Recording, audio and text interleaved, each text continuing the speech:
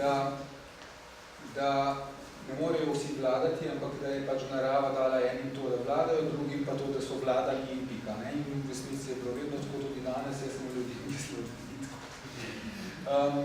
No, potem pa v naslednjem stavku pravi takole. Vendar pa iz oblasti nad samim seboj narava ne izključuje nikogar.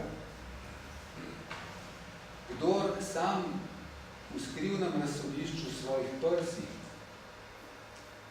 izreka sodbe, piše zakone, sklepa presoje, gospoduje svojim afektom, od te vladavine ni ničesar bolj sjajnega, saj z njo doseže notranji mir.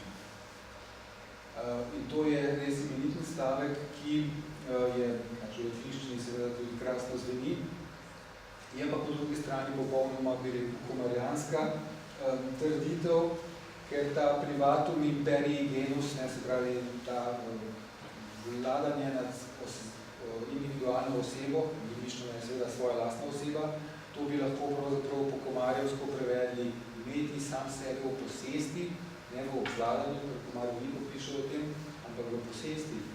In iz tega izrašča tisto, o čemer Komarjev pogosto govori, biti na svojem, delovati na svojem, iz svojega, se pravi iz tega, kar spoznamo kot svojo naravo, ki je treba nekako spoznati, kot pravi potem, kje nas privede v stik z resničnostjo.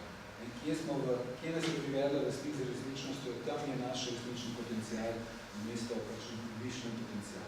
No in to pa je spet nova obsežna tema, ki jo pa bomo zelo s koristjo lahko razvijali vsak sam zase v branju drugega spisa te Komarjeve knjige, ki je cela miniaturna klasična krščanska antropologija. Hvala lepa.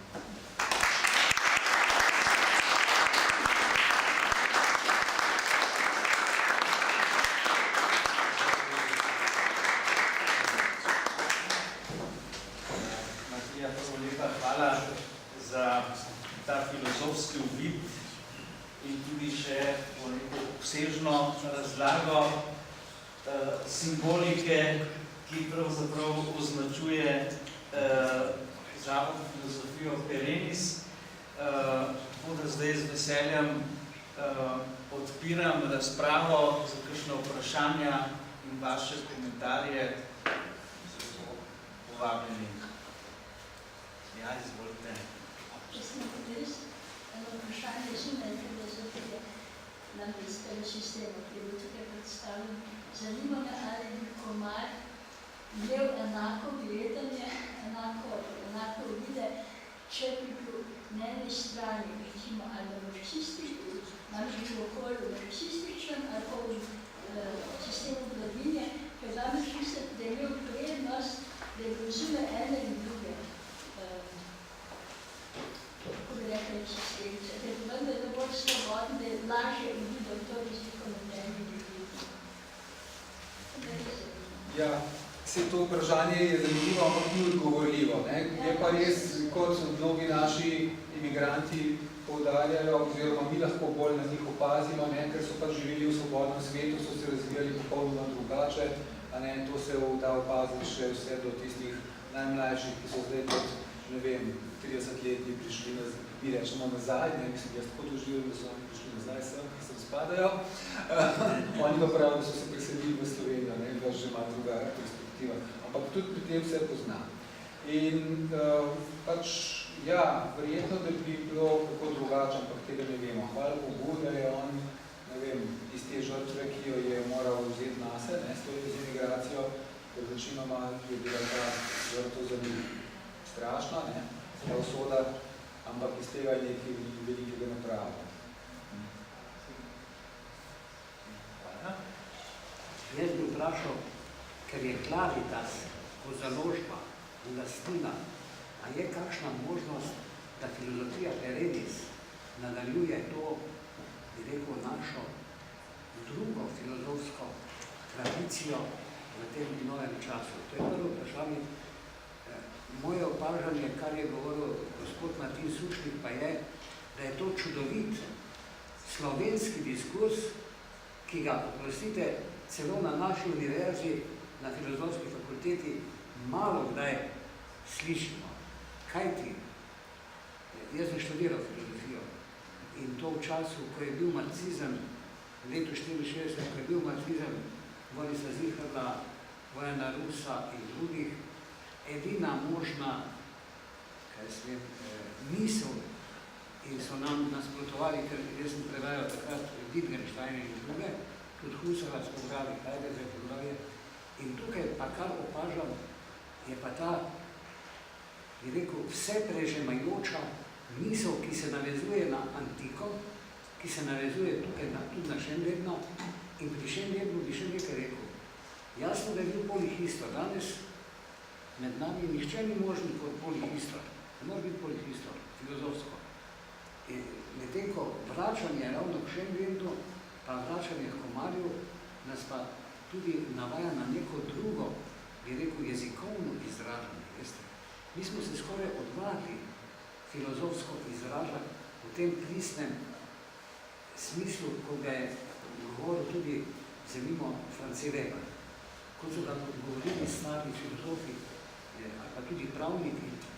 In mislim, jaz čestitam, da je ta knjiga išla. In to, da je spopad z marksizmom na duhovni ravni, je pomembno. Kajti, če ni na duhovni ravni in je samo politična neka floskula, potem pridemo samo do nadaljevanja nekega drugega spreobrnjenega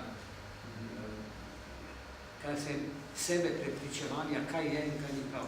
Jaz čestitam k odličnemu temu diskurzu in sem vesel, da se je uveljavlja nek novi filozofski jezik, ki ni več marksističen, ki ni več sociologiziran v smislu FSPN-ja in tako dalje, ampak ste prinesli za neko novo kvaliteto, ki bo, jaz mislim, uspevala, da bi bil prenos. In drugo vprašanje, ki je, ali boste imeli kakšen vpliv tudi na filozofsko fakulteto. Ja, naj se sliši, to je neverjetno. Je potrebno tudi mladi učiti, veste, študentje radi vpijajo. Gledajte, gospod Gajšek, to je najbolj potrebno in tako. Čestitam, hvala. Hvala lepo, res, za prijazne besede. Verjetno je idealen odgovor na to že podal profesor Komar z načinom dela v Buenos Airesu. Eno je pač to, kar se je dogajalo v univerzitetni sferi, vse drugo pa potem tista bogata aktivnost, ki jo je on razvil po raznih teh drugih inštitutih, zavodih, slovenskih domovih in tako. In to je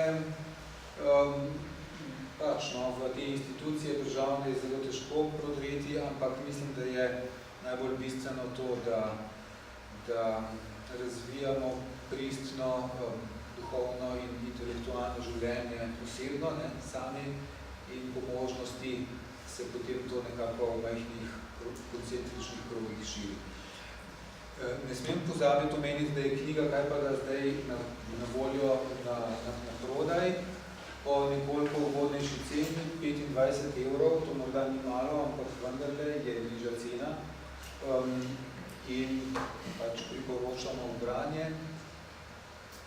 Do naslednjega našega srečanja, ki bo pa upajmo kdaj spomladi ali mogoče v juniju, ne vemo, ko bo, torej 4. junija je jubilej profesorja Komarja.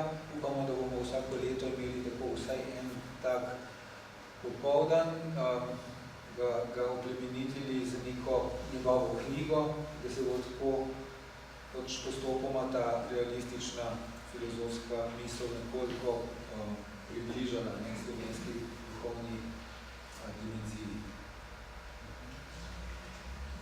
Na misel je prišel Zupančič približno v istih letih, zahodna anemija in vzhodna apatija. Da so ta znaki.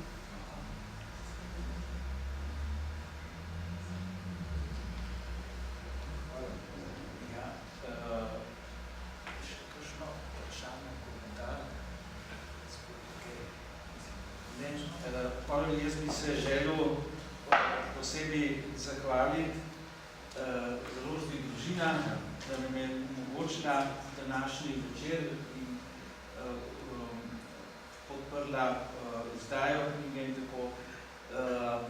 Poleg seveda uredniku bi se knjige Martin Grinu bi se želel zahvaliti prevajalcu, filozofu Andreju Lokarju, ki je res opravil izvrstno delo, oblikovalki, gospe Pavli Bonča, lektorici Ani Pavlek. Mislim, da je nekak skupen trud obrodil krasen sad. Berite, tuhtajte in toliko odprlo se vam bo široko obzorje, ki sega čez stoletja. Tako da se vam zahvaljujem, da ste si utrgali čas, da ste nas počastili svojim prihodom in vas tudi vabim že na 3. komarjev popoldne, tam nekje okrog jubileja. In najlepša hvala. Lepša hvala.